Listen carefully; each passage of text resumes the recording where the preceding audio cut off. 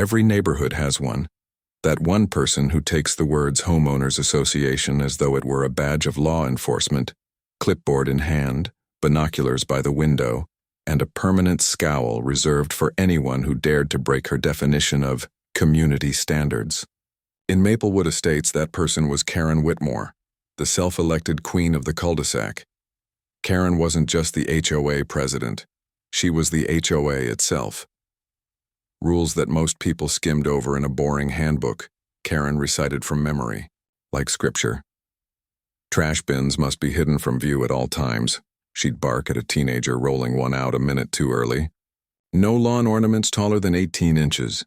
She scolded when Mrs. Hernandez placed a small angel statue by her roses. If the mailman left a package leaning against the garage door instead of the porch, Karen wrote it down as if she were logging criminal evidence. She had turned her front-facing window into a surveillance station. A folding chair sat permanently beside the blinds. A pair of dollar store binoculars rested on the sill, and a notebook filled with dates, times, and infractions lay open like a sacred ledger.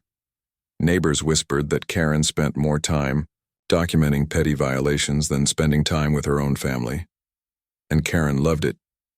She thrived on the authority.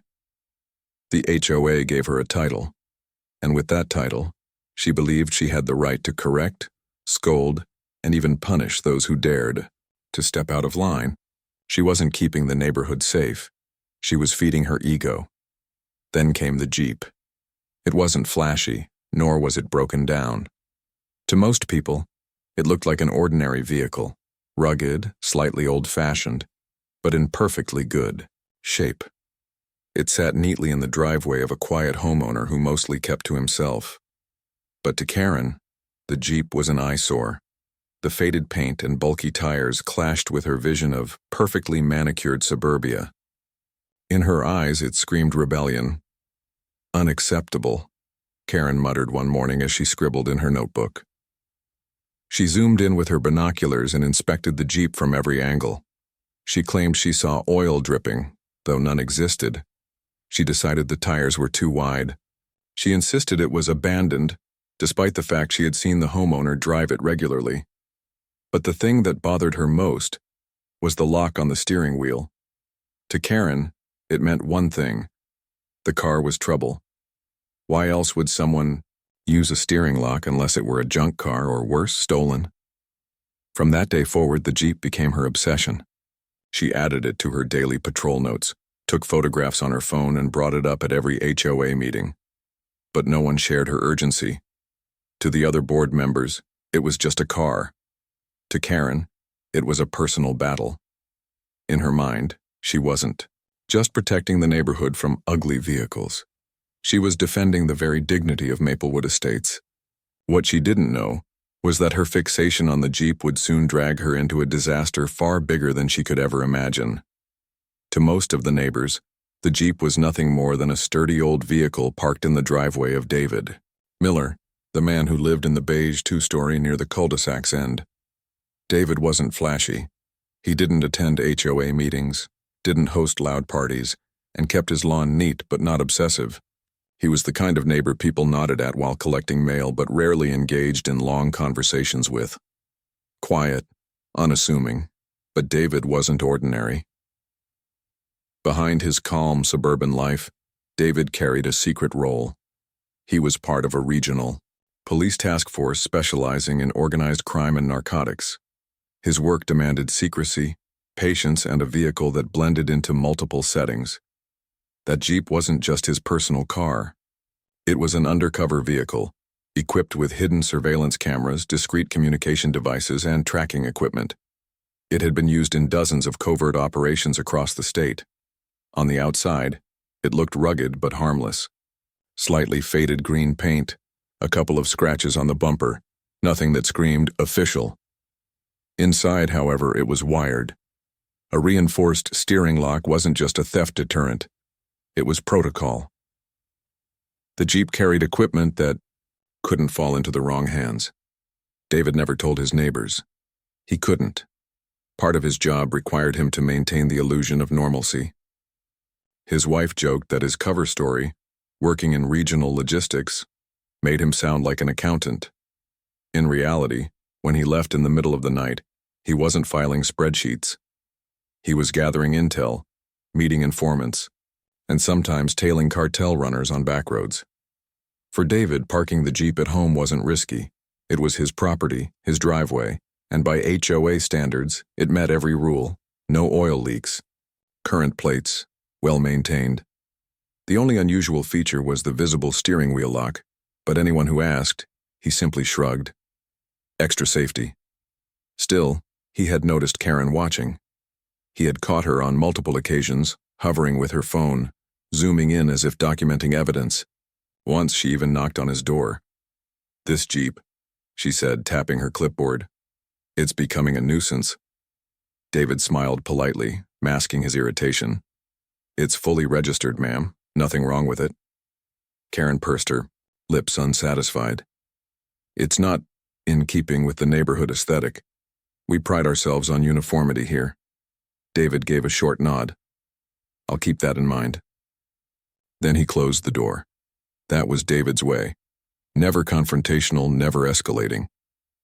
He believed in letting small battles pass. But if Karen thought his Jeep was an abandoned relic, she was dangerously mistaken. Because the truth was this: the Jeep was more than just a car. It was property of the State Police Organized Crime Division. And anyone who tried to tamper with it wasn't just breaking HOA guidelines. They were interfering with an active law enforcement asset. Karen didn't know it yet, but her obsession was about to collide headfirst with the world of law enforcement. A clipboard and a set of bolt cutters would be no match for the storm she was about to unleash. Karen couldn't let it go. Every morning when she sipped her sugar-free vanilla latte by the window, the Jeep sat there in full view, mocking her. Its rugged tires, faded paint, and that suspicious steering lock gnawed at her sense of order. To her, Maplewood Estates was meant to be a picture-perfect postcard of suburban bliss, trimmed hedges, beige houses, and shiny sedans. The topping was the crack in her carefully polished mirror. She had already tried the official route. At the last HOA meeting, she raised the issue. "Point of order," Karen announced, slamming her clipboard on the folding table. "We have a vehicle in our community that violates multiple guidelines. It is unsightly, potentially abandoned, and reflects poorly on our neighborhood standards." The other board members exchanged tired glances. They had heard this before, and 3 times in fact. "Karen," sighed Martin, the treasurer, "the Jeep is registered. It's parked properly. There's no oil spill, no flat tires. It doesn't break any of our written rules." "Not written?" "No," Karen snapped, "but it breaks the spirit. We are supposed to maintain aesthetics. That Jeep screams lawlessness. It looks like it belongs in some backwoods hunting lot, not our cul-de-sac." Another member chuckled. "Come on, it's just a car, let it be." Karen glared, her jaw tight. The board was weak. They didn't have her vision. If they wouldn't act, she would. That night, Karen scribbled in her notebook.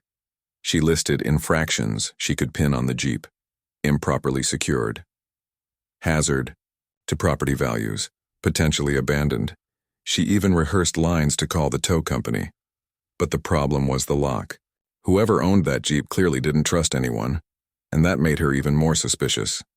The longer she thought about it, the more she convinced herself the Jeep was dangerous. What if it really was stolen? What if it was being used for shady dealings? Karen told herself she was doing the neighborhood a service by removing it. She just needed help. That's when she turned to her nephew, Kyle, a 22-year-old with more muscles than sense. Kyle worked odd jobs as a handyman, the type who bragged about fixing things by breaking them.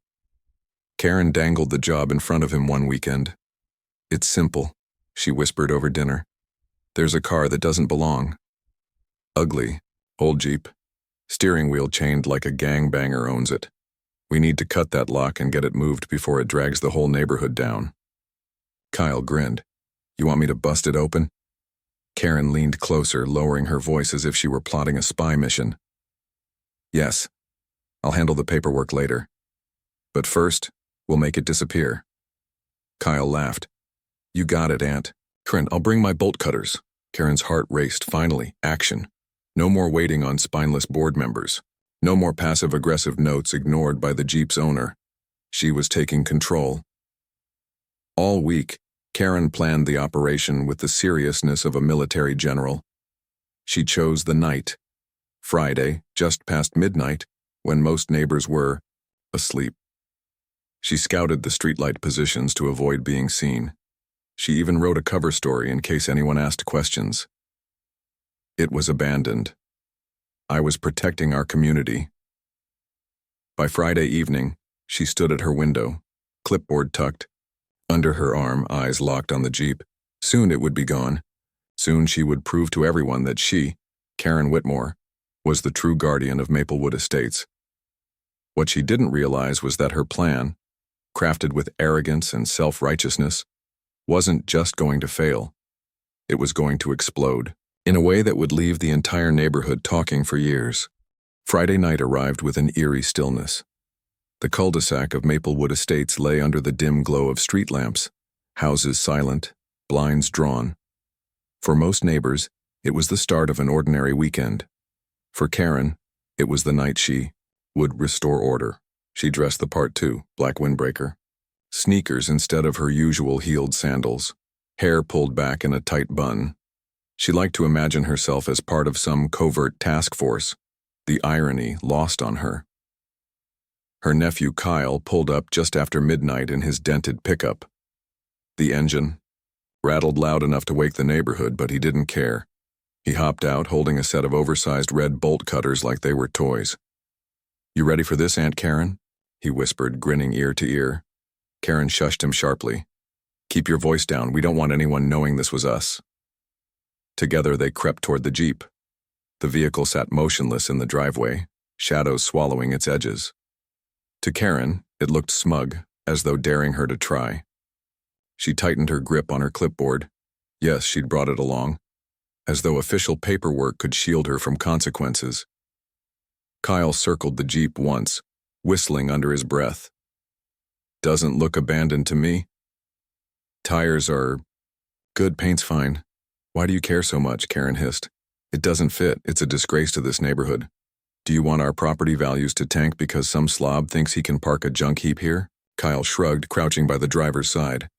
"Whatever you say." He wedged the cutters around the steel lock clamped across the steering wheel. The metal groaned under pressure, a high-pitched squeal cutting through the stillness. Karen flinched, darting glances toward the neighboring houses. A dog barked 2 streets over. "Just hurry up," she whispered. Kyle strained, his muscles flexing as the lock resisted. Then with a sharp crack, the steel snapped. The sound echoed like a gunshot in the quiet night. Karen grinned triumphantly. "Yes, perfect. Now we can get it towed." But before she could finish, a strange hum filled the air. Inside the Jeep, a small LED blinked red, then green. Karen froze. What is that?" she stammered. Kyle peered through the window. Aunt Karen, this thing's wired. Look, cameras." Sure enough, tiny lenses glinted in the dashboard. A faint whirring sound ticked from under the seat, as if some hidden machine had just awakened. Then the Jeep's horn blared once. Not the erratic honk of a regular alarm, but a deliberate pulsing siren. Karen stumbled back. No, that's not supposed to happen." Across the street, a porch light flicked on. Curtains rustled. Neighbors were waking. Kyle swore under his breath. "We gotta go." But the Jeep wasn't done. Its headlights flashed in rhythmic bursts, almost like a code. Karen's heart pounded as she realized this wasn't a normal car. She yanked Kyle by the sleeve. "Leave it. We'll make up a story later." Yet even as they turned to flee, the low rumble of engines rolled into the cul-de-sac. Black SUVs, 2, then 3, sped in from the main road, tires screeching, headlights blinding. Their doors flung open and men in tactical vests spilled out with disciplined precision. "Hands where we can see them," one barked, voice amplified by authority. Karen froze, bolt cutters gleaming in Kyle's hands. The clipboard slipped from her grip and landed on the pavement with a pathetic thud. Neighbors stepped out onto porches now, drawn by the commotion. Gasps rippled through the crowd as they saw Karen, the woman who preached rules and order, standing caught red-handed at the center of chaos. Karen tried to find her voice. "Wait, this isn't what it looks like. I'm the HOA president. I was protecting our community. But her words were drowned by the wail of police radios and the sight of officers swarming the Jeep like it was evidence from a crime scene. The bolt cutters, the broken lock, the alarm. Every piece told a story, and it wasn't one Karen could spin her way out of. For the first time in years, the Queen of Maplewood Estates looked powerless, and the night was only just beginning. Dry. Scene looked like something out of a movie. Floodlights from unmarked SUVs poured across the driveway. Radios crackled with clipped commands, and armed officers surrounded the Jeep as if it were a crown jewel of evidence. Karen stood frozen, bolt cutters at her feet, her mouth opening and closing like a fish yanked from water. Her nephew Kyle slowly raised his hands, eyes darting nervously between the officers and his furious aunt. "Step back from the vehicle," one officer ordered. His voice was calm but carried the weight of authority that could level a person. Karen swallowed hard. "Wait, you don't understand. I'm the HOA president. This car was a violation of community rules. Ma'am," another officer cut in. "This vehicle is the property of the State Police Organized Crime Task Force. You are interfering with an active investigation." The words hit like a thunderclap. Neighbors gasped from their porches. Mrs. Hernandez clutched her robe tighter. The Johnson kids whispered loudly, "See, we told you she was crazy."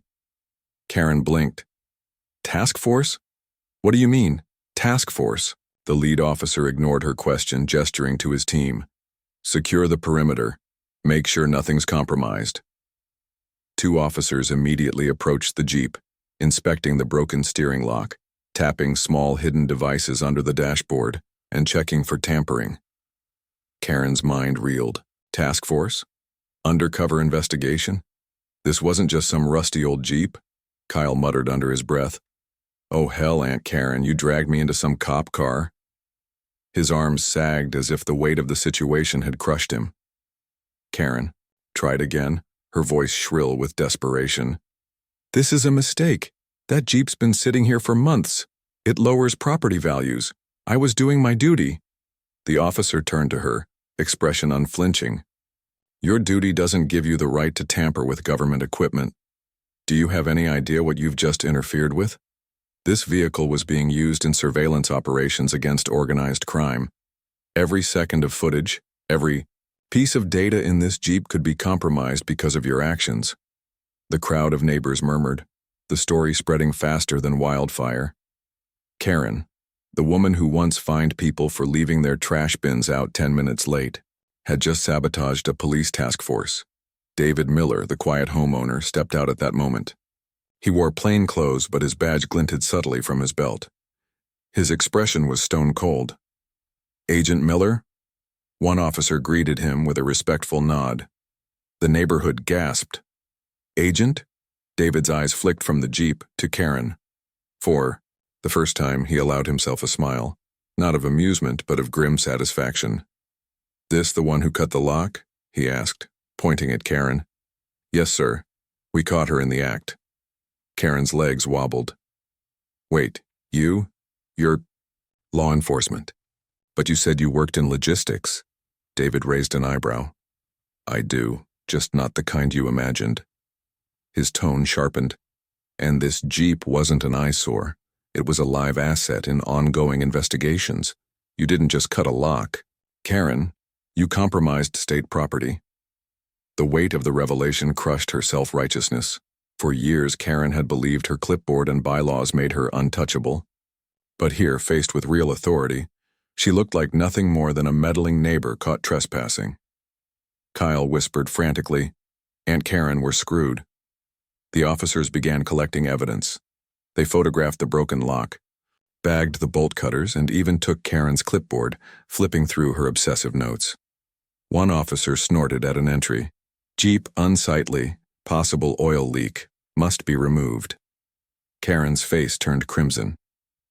"Those are official HOA records. You can't—" "Ma'am," the officer interrupted. "Those are evidence now." The crowd laughed quietly. Some even clapped. For years, Karen had wielded her clipboard like a sword. Tonight it was being bagged as if it were contraband. And then the final blow came. The officer turned to her and said, "You are under investigation. for trespassing, destruction of government property, and interference with a law enforcement operation. Karen's world shattered in an instant. She wasn't the neighborhood's protector. She wasn't the enforcer of order. She was the criminal, and, for once, no one in Maplewood Estates would come to her defense. The cul-de-sac looked like a stage set for a crime drama. Red and blue lights washed over beige houses, neighbors gathered in their robes and slippers, and the self-proclaimed queen of Maplewood Estates stood center stage, exposed, trembling, and powerless. Karen's voice cracked as she tried one last time to claw back authority. "This is outrageous. You can't arrest me. I'm the HOA president. I have rights." The lead officer, a tall man with a square jaw, didn't even blink. "Ma'am, what you have are charges: trespassing, destruction of property, interference with a police operation. That's a serious list." Kyle shifted uncomfortably beside her, his hand still raised. "Look, I was just helping my aunt. I didn't know this was some cop thing." "You had bolt cutters in your hands," another officer snapped. "That's breaking and entering, son." The crowd muttered and gasped. A few neighbors whispered gleefully. Finally, someone standing up to her. David Miller stepped closer now, arms folded. No longer the quiet man who nodded politely from his porch, but the agent behind the Jeep. His eyes locked on Karen's, calm but unrelenting. "For years," he said evenly, "you've harassed this neighborhood with your so-called rules. You've fined people, shamed people, made their lives miserable, all because you thought you were in charge. But tonight, you crossed a line even you can't talk your way out of." Karen sputtered, her voice rising in pitch. "I was protecting the community. That Jeep was a blight, and Enough," the officer cut in. He reached for his cuffs. "Turn around." The moment was electric. The clipboard queen, the enforcer of lawn heights and trash bin times, was spun around as the metallic click of handcuffs sealed her fate. Her hands, once used to write violation slips, were now bound behind her back. Neighbors erupted in whispers, laughter, even applause. Mrs. Hernandez whispered a quick prayer of thanks. The Johnson kids fist bumped. Even Martin, the treasurer who had endured years of Karen's power trips in HOA meetings, muttered, "About damn time." Karen thrashed, her voice shrill. "This is abuse of power. You can't do this. Sue, I'll have all your jobs." But her words carried no weight now. The officers guided her firmly toward the waiting SUV, her sneakers scraping the asphalt, her bun loosening under the flashing lights. Kyle wasn't spared either, though younger, and clearly dragged into the mess. He too was cuffed, the bolt cutters bagged as evidence. His face burned with humiliation. "Aunt Karen, you've ruined my life," he hissed. Karen tried to twist the narrative even in that moment. "Don't you dare talk back to me, Kyle. This is all for the community." But the community wasn't buying it. From every porch, from every window, Maplewood Estates watched with satisfaction as justice replaced Karen's tyranny. Years of nitpicking, of fines for mailbox paint, of nasty notes left on doorsteps. All of it collapsed in the span of 15 minutes. David lingered. By the Jeep, quietly observing the scene, one officer approached him. "We'll need to tow this to the compound, sir. Make sure nothing's been compromised." David nodded. "Understood." Then his gaze drifted to the neighbors. He offered a rare smile, one that said more than words. "You're safe now." When the SUVs finally pulled away, taking Karen and Kyle into the night, a hush fell over the street. The flashing lights faded, leaving only the warm glow of porch lamps. The neighborhood exhaled as though a storm had passed. For the first time in years, Maplewood Estates felt lighter, and as neighbors began to murmur and share relieved laughter, one truth rang louder than the sirens that had just left. Karen Whitmore, the tyrant of the HOA, had finally met someone she couldn't bully. The morning after Karen's arrest, Maplewood Estates was buzzing. Word spread faster than wildfire. The all-powerful HOA president, the self-appointed enforcer of neighborhood standards, had been taken away in handcuffs for trying to steal a police task force vehicle. By noon, everyone had heard the details. Kyle had been released on bail, sulking at his mother's house, but Karen wasn't so lucky. The charges against her were serious: trespassing, destruction of government property, interference with law enforcement. Not even her prized binder of HOA bylaws could save her. Neighbors gathered in little groups sharing coffee and laughter. "Can you believe it?" One chuckled. "All those years she fined us for leaving recycling bins out, and now she's the one facing criminal charges." Another grinned. "That Jeep she hated so much? Turns out it was protecting all of us." The HOA board held an emergency meeting without Karen. For the first time in years, the room wasn't filled with tension. Martin, the treasurer, spoke for everyone. "We're done with her reign. No more petty fines, no more clipboard tyranny. Let's actually make this neighborhood livable again." The motion passed unanimously. Meanwhile, David sat quietly on his porch sipping coffee, the Jeep once again parked in its usual spot, untouched, almost smug. He didn't brag, didn't boast. He simply let the silence speak. From across the street, Mrs. Hernandez raised her cup toward him in salute. He nodded back, a rare moment of community connection. For once, justice hadn't come from an HOA meeting or a rule book. It had come from the real world, swift, undeniable, and humiliating for the one person who thought she was untouchable. Karen's downfall wasn't just a victory for law enforcement. It was a victory for the entire neighborhood. In the weeks that followed, Maplewood Estates transformed. Without Karen patrolling with her clipboard, neighbors began to breathe again. Children's bikes leaned against fences without passive-aggressive notes appearing. Garden gnomes sprouted in yards where once Karen had banned them. Porch lights stayed on past curfew, and no one cared. Karen's trial became the talk of the county. Local papers ran the headline, "HOA President Arrested for Interfering with Police Task Force." To the community, it was poetic justice. The woman who weaponized rules against everyone else had been brought down by the one rule she could never bend: the law. David, ever the quiet neighbor, remained exactly the same: calm, polite, and unassuming. Only now the residents saw him differently. He wasn't just the man with the ugly Jeep. He was the quiet guardian who had watched over them in ways they never realized. And the Jeep? It sat in the driveway once more, sunlight glinting. Off its rugged frame, no longer an eyesore but a symbol. A reminder that true order isn't enforced with clipboards or fines. It comes from respect, fairness, and knowing when to leave well enough alone. For Maplewood Estates, the reign of Karen was over, and no one missed it.